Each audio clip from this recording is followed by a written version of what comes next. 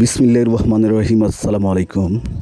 আলহামদুলিল্লাহ, দেখুন প্রযুক্তি এখন কতটাই গিয়ে হাতের স্পর্শ ছাড়া মেশিনের মাধ্যমে বাইর হইতেছে মাটি দিয়ে তৈরি করা ইট।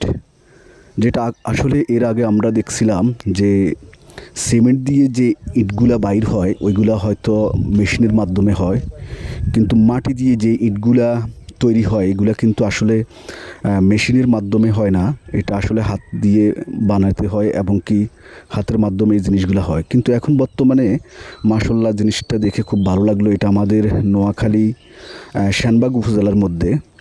মাশাআল্লাহ খুব ভালো লাগলো এই ব্রিক ফিল্ডের মধ্যে এই জিনিসটা দেখে, যে হাতের স্পর্শ ছাড়াই ওনারা কত সুন্দর ইটগুলা তৈরি করতেছে মেশিনের মাধ্যমে। আসলে আগের মতো এখন আর সবার কষ্ট হবে না এবং কি খুব সুন্দরভাবে সবাই কাজ করতে পারবে এবং কি আগের যে পরিশ্রম ওইরকম আর কোনো পরিশ্রম হবে না। বর্তমানে আসলে সব কিছু আলহামদুলিল্লাহ অনেক এগিয়ে আছে এবং কি অনেক ভালো লেভেলে সব কিছু চলতেছে। সবাই দোয়া করবেন, ভালো থাকবেন। আসসালামু আলাইকুম।